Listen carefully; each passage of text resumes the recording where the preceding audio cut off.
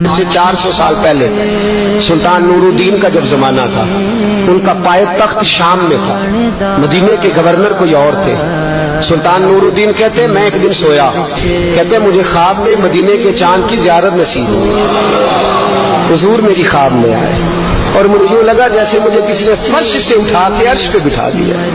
محبوب ملے، حضور نے مجھے دو لوگ دکھائے، داڑھی والے، عبادت کا نور ہے چہرے پہ، بظاہر نشان ڈال لیا ہے متھا کسا کسا، کہا مجھے نظر آئے۔ نبی کریم نے فرمایا یہ دونوں شریر مجھے پریشان کر رہے ہیں، مجھے ان سے بچاؤ۔ جو نبی وہاں آ کے اطلاع دے سکتے ہیں وہ اپنا دفاع بھی کر سکتے ہیں، اور اللہ تبارک و تعالیٰ اپنے نبی کی مدد کے لیے فرشتے بھی بھیج دیتا ہے۔ حضور با اختیار ہے، لیکن حضور امت سے کام لینا چاہتے ہیں۔ نبی پاک امت سے بولے تو صحیح، ہم دینا بھی چاہتے ہیں کہ نہیں؟ حضور امت سے کام، یہ امت کی ڈیوٹی ہے، وہ نکلے حفاظت کرے، ورنہ اللہ تبارک و تعالیٰ نے اپنے نبی کو با اختیار، اللہ تو 5,000 فرشتے بدر میں نازل کر رہا ہے اپنے نبی کی مدد کے لیے۔ تو اللہ کے حبیب نے فرمایا سلطان خوش ہو گئے، کہتے اٹھا، بڑے تحفے، بڑے تحائف، بڑا کچھ اکٹھا کیا، بڑا لمبا لشکر تیار کیا، 16 دن کا مسلسل سفر کر کے مدینے پہنچا۔ گورنر مدینہ کو کہا کہ سارے مدینے والوں کے لیے میں تحفے لایا ہوں، سب کو بلاؤ۔ یہ توجہ کرنی ہے آپ نے، اس واقعے کے پہلو میں ہر چیز آ جائے گی، ہر چیز۔ بلایا، سارے مدینے کے لوگ آئے تحفے لینے، سب کو تحفے دیے۔ سلطان نے پوچھا کو رہ تو نہیں گیا؟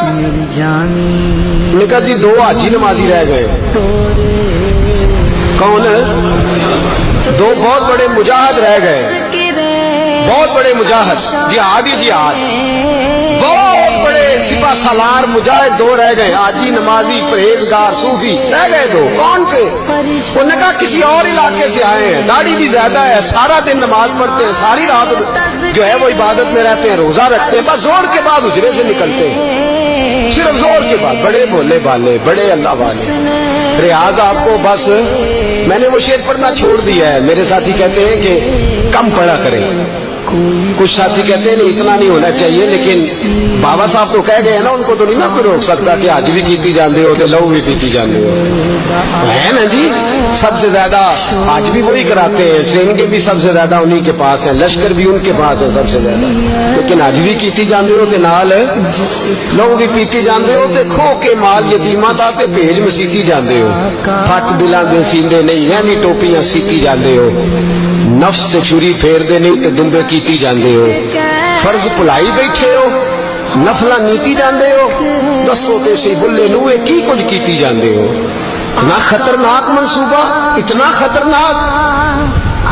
سلطان سے کہنے لگے جی وہ زور کے بعد نکلتے ہیں حجرے سے اور صدقہ خیرات کر کے پھر حجرے میں چلے جاتے ہیں۔ سلطان کہنے لگا ملاؤ تو صحیح، جو بندے گئے وہ بھی بڑے بادب گئے، کہا جناب آپ کو بلا رہے ہیں، اس لیے کہ مدرسہ ہی بہت بڑا ہے، ان کا طریقہ ہی بہت بڑا ہے، کیا بات ہے؟ بلا کے لائے۔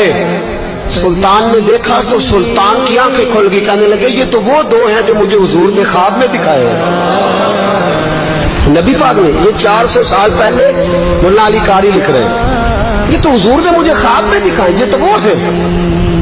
اللہ اکبر۔ میں اکثر کہتا ہوں ہمارا کسی کے ساتھ کوئی ذاتی جھگڑا نہیں، اللہ جانتا ہے، بڑی جلدی مر جانا ہے۔ ہاں کچھ لوگ زیادتی کرتے ہیں دین کے معاملات، میری سرکار کے بارے میں زیادتی کرتے ہیں تو ان سے دل بھر جاتا ہے، ان سے تکلیف پہنچتی ہے، ان سے اذیت ہوتی ہے، ورنہ خون کے آنسو دل روتا ہے۔ امت کو ایک ہونا چاہیے، امت کو، لیکن امت اس وقت ایک ہوگی جب نبی پاک کے گنبد کے سائے میں ایک ہوگی، جب رسول اللہ کے گنبد کی ہریالی میں امت ایک ہوگی۔ میرے حبیب پاک علیہ السلام، یہ تو 2 مجھے حضور نے دکھائے ہیں۔ سلطان کہنے لگا باندھو ذرا کس کے انہیں، ان کے گھر کی تلاشی لینی۔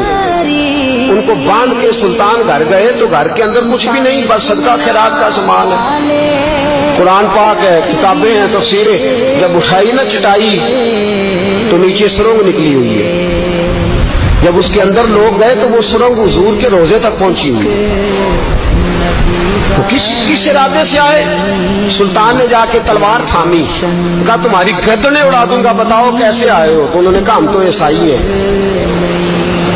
ہمیں ईसाइयों ने भेजा है اور ہم اس ارادے سے آئے ہیں کہ ہم حضور کے جسم اقدس کو نکالیں گے، کسی اور جگہ لے جائیں گے۔ سلطان نے بات سنی تو چیخ نکلی، اللہ اکبر کا۔ اس نے کہا عیسائیوں نے کیا سمجھا ہے رسول اللہ کے غلام مر گئے؟ تم نے کیا سمجھا ہے نعرہ رسالت کی آواز کمزور ہو گئی ہے؟ تم نے کیا سمجھا ہے درود و سلام کے سوپے خشک ہو گئے ہیں؟ تم نے کیا سمجھا ہے مدینے پر جان دینے والے کوئی نہیں؟ آپ نے فرمایا سازش کرتے ہو بے ایمانو، اندر چھپ کے وار کرتے ہو، طاقت ہے تو سامنے آؤ۔